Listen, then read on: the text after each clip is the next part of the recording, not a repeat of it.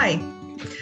Thanks for having me here today. I've been I've been invited to this show to tell you about my faith journey. And I think I am the poster child for that whole saying of be patient, God isn't finished with me yet, because that's kind of my life. I'm Sherri Hanson. I live in Burgess. I've lived here my whole life. And I grew up in the 60s, small town America. And like many other people from my generation, we had it pretty good. We knew respect, we knew hard work, and we knew that on Sunday morning you were going to be in church and you were going to go to Sunday school. And that's just the routine that it was. That was your family life. And you were no different than 90% of the people that you were growing up with. So no way did it seem odd. It's just, it was what you did. This was also a time when I remember my parents completely instilled in all of my siblings and myself was we were visible in the community. So it's like, be aware of your actions and what you're doing because other people recognize that and they do reflect on your family. So, that's always kind of been ingrained in me, good or bad, whatever it is, but that's what it was. So if you would have asked me, I could say, yes, I grew up a Christian. I was baptized. I was confirmed in the Lutheran faith. I was in church every Sunday. My mom, as well as my sister, played the organ. My dad was an elder, went to Sunday school. We did our own version of the Von Trapp family singers at Christmas time when we would harmonize as a family and sing for the Christmas Eve service. And so you thought that, you were doing your part. I went on to imitate the same behavior, the same routine with my own children, sitting in that pew, teaching Sunday school, making sure my kids go to youth group. I think you get the idea. So all of my early years, I did take on the title of being a Christian, partly because this is how I thought it would be best for people to see me. This is what I was supposed to do. And when I look back, there were many different times pastors, maybe teachers, maybe friends would try to challenge me to think for myself and on why I wanted to be a Christian. But you got to remember then I was probably in my teenage years, and that was the time of me first. That was the time of, I don't want anybody questioning me. This is, I know who I am and I can pretty much handle it. My stubbornness did not want anybody question me on why I was a Christian. I was a Christian because my parents were, and you were supposed to be, and that's supposed to be good enough. End of story, kind of. And so I think it could sound familiar to a lot of people who grew up at the same time that I did. But let's fast forward into, as I had my family. And like I said, we were still attending church and my children now had grown. So I continued to attend church. And then it got to be like, I felt like, okay, I'm showing up. That's good enough. I'm coming to church. That, people should be happy about this. And again, I find looking back that there were pastors and people that tried to get me into that deeper conversation about my faith, about my beliefs. And I just wouldn't go down that path. I thought that I was a Christian and that should be good enough. And, on the outside, it probably looked like, but I didn't have that deep understanding of why I wanted to be a Christian, what it meant, what it was all about other than doing good. It was finally, thankfully, this happened. And then, like I said, God doesn't give up on us. But it was finally when a pastor asked me to help out with youth group. My children had already were gone. They were off to college. They were in their adult lives. And so my first thought was, what can I offer to youth group? My kids are past that. But I said, okay, I'll do my part, whatever. And at the same time, this pastor continued to then challenge me on my faith. And even though, like I said, others had done it before, something was starting to click. I look on it as, the Holy Spirit was finally starting to work in me. It was finally, I was ready. But now I was at a point where someone was continuing to work with me, to ask me those questions and to give me those opportunities to grow in my faith. And so this pastor's favorite saying to me was also, Sherri, it's not about you. And that was new to me. I was like, it's not? I mean, how you could go through your life, for so long and be selfish without even realizing it. And then somebody actually says to you, it's not about you. And God had been waiting a long time for that to finally click with me. And he did. And he waited, and it clicked. So anyway, I recognized I was only giving just what I wanted, when I wanted, and just that little bit of myself. I wasn't creating this personal relationship with Jesus. I was going through the motions. So when I had to start preparing and teaching and showing up ready for these youth that will ask you and will question you, everything that you are saying, anything that comes out of your mouth, you want to be ready. That's my nature. I don't want to look like I don't know what I'm talking about. And so it was through that I started to relook at the scripture. I started to try to understand why I was thinking the way that I was. I was studying, I was preparing them, but at the same time, all of this was coming clear to me. It was profound for me to be telling them it's okay to be different. You're made to be different if you're going to be a Christian, because you're not going to be like your friends of the world if you're going to be a Christian. That's just the way it is. The world has very many evil things in it. The devil is working very hard. And if you are going to live your life as a Christian, you are going to be different. And so when I was telling the kids that, I had to understand that was the same for me.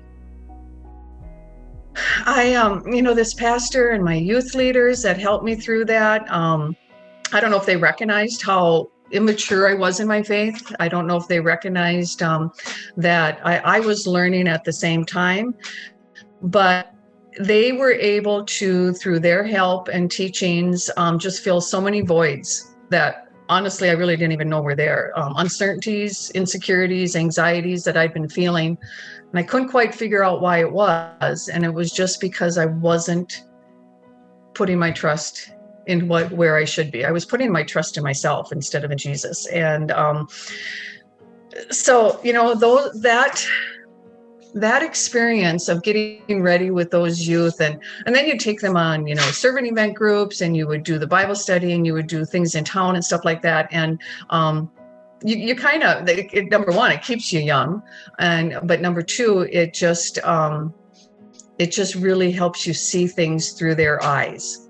And it kind of makes me think of what the youth are going through every day, and how thankful we can be that those youth are questioning things, because here they were questioning, and that was the reason that I started questioning and digging deeper into my faith.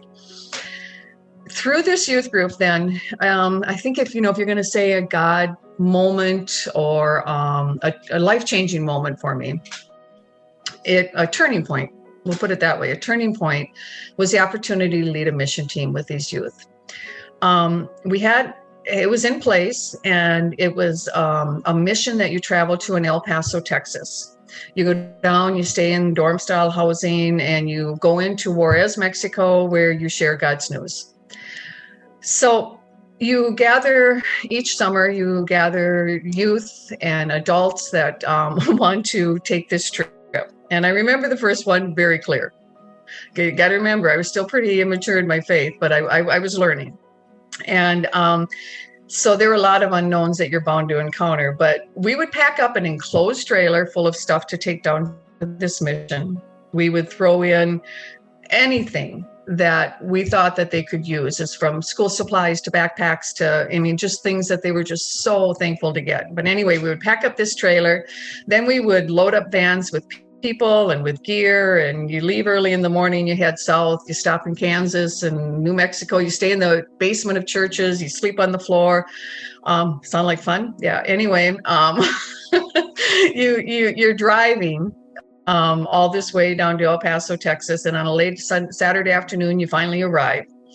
By this time, you pretty much know everything you want to about everyone, but maybe not the first trip I took. I've taken probably 5 of these specific mission trips, but then the next ones after that, you recognize you've got a lot of windshield time, and this is an awesome time to talk with your youth and kind of just hash around faith and belief, and it's just an amazing time to kind of set the scene for once you get down there too, because you pray that God is preparing the people's hearts for when you do get there, so that they're ready to hear what you have to say. They're ready to see your actions and what you're going to be doing.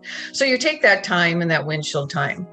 You get down to this mission, and then you are there for a full week. You are Monday through Friday, you travel across that border into Juarez, Mexico, and you put on a Bible school for all the kids with, just like in here back at rural Minnesota, you have games, you have fun, you have stories, you have food. And then you begin to realize that sometimes this might be that sandwich and chips you're giving those kids might be the only meal they get that day. Little things start clicking the whole time you're there. When you bring water and sandwiches for your work site where you're going to do a construction site, if you have sandwiches left over, obviously you don't bring them back across the border, which you can't do. But you recognize that all of a sudden little kids come around during the day, and if you have those leftover sandwiches, that's pretty important to them, to make sure that they can take them home to their families. So these little things start clicking throughout the day. You take on these construction projects to provide a one-room shelter home. It's their home, where their previous home was a cardboard shelter. See, the people of Ann Opera in Juarez were given land that was previously a garbage dump. And so they build on top of this garbage dump. And so then while you're building and while you're down there working for that week, garbage and dust and everything is flowing. But of course, you're just there for that week. This is where you're building their home. You have all those kids and the families coming out with their anticipation of one day they might get this kind of a shelter. And you worry about the language barrier, because I don't speak Spanish. A lot of the mission travelers don't speak Spanish, but all of a sudden just the smiles come, the laughter, and there's no language barriers when you're serving and helping people. I mean, you just all become one. So then at the end of the day, you find yourself waiting in this van with 12 other people. It's August, remember, so it's about 100 degrees. Sometimes it's hours in this van before you can get across the border back into the United States. You're tired, you're just exhausted from the day, you're sweaty, and everybody's just kind of quiet. And then all of a sudden, one of your youth will look at you and say, Sherri, we get to go home at the end of a day, but this is their life that they wake up to every day. And that, I just get emotional now thinking about it, because that's when you know that you're making a difference. That's when you know that it was worth that drive. The irritations that arise with teenagers arguing about not having their cell phones and that homesickness. When you can touch another teenager's life that way, yeah, that's when it all, it really does. It all just begins to make sense. That first mission trip was life-changing for me because, like I said, the Holy Spirit was in me, working in me, and letting it change my life. Because those first days that I was down there, all I wanted to do was go home. I wanted to come back to my TV. I wanted to come back to my kids. I wanted my life to be normal. I didn't want the smells of a garbage dump every day. I didn't want to see the poverty and the living conditions that these families had to live in. I didn't want any part of that. But thank goodness God continued to work in me and say, hang in there. Be patient. I'm not through with you. I'm not through with these people. I'm not through with anything. And so I did. And I can tell you, once I got back, stuff didn't matter anymore. Things, not after I saw what people can do without. When I get faced with challenges now, all of a sudden one of those little faces from Juarez will pop into my head, and I'm just like, whoa, I can handle this. Because the resiliency of the people down in Juarez and Ann Opera area is, wow, it's just something that it would really be nice for all of us to emulate. I remember, as I said at the beginning, I was still very immature in my faith when I started when we were thinking about going down on this first mission trip. And so I remember it was still about me. I was like, I'm going to go down there. I'm going to change lives. I'm going to build a structure for them. They're going to be so happy that I am there. It was, sound familiar? It was all about me. And after that trip and God working in me, it was just so profound how it wasn't about me. Sure, we did build them a structure. Sure, we shared the good news of Jesus, but I was the one that was changed. God worked through me to help them, but they were the ones that changed me. And once I realized that and what that could do with the youth and the people that get to experience this, that was my life-changing experience. Like I said, my faith journey has been really long, because I'm proof that it might not click right away, but somewhere along this journey, this is really, this experience really made a difference. Having the youth down there and now so many of them that I had taken down there on different trips and stuff, I will hear from them. And just randomly, I follow, how they're doing in their life. Some of them are married, some of them have children, some of them are in college, and some are working. And I'll see them, or you have that connection. And to know that it's a Christian connection because you surrounded yourself with them and taught with them and experienced with them, there is just so much trust and solidness with that. I can't even explain it. If you ever get the opportunity to work with youth in your church or wherever it is, don't listen to what you hear that our youth are just hopeless right now, because I'm not going to buy that for 1 minute. One other small thing that helped me with my faith journey after I got back was, and I think I want to point this out because it is so small, but it's those small little things that you've got to look for and think about. And as you're changing your habits and what you do in just your everyday life, because it does make a difference in your whole journey. And I started listening to Christian radio. When it's on in my car, it's on at home. And what I liked the music to begin with, that was part of it. But what I've recognized now is, because when I listen to other genres too, but it's on in my car almost all the time. And especially if I'm traveling or if I'm struggling with something, because there's constant encouragement.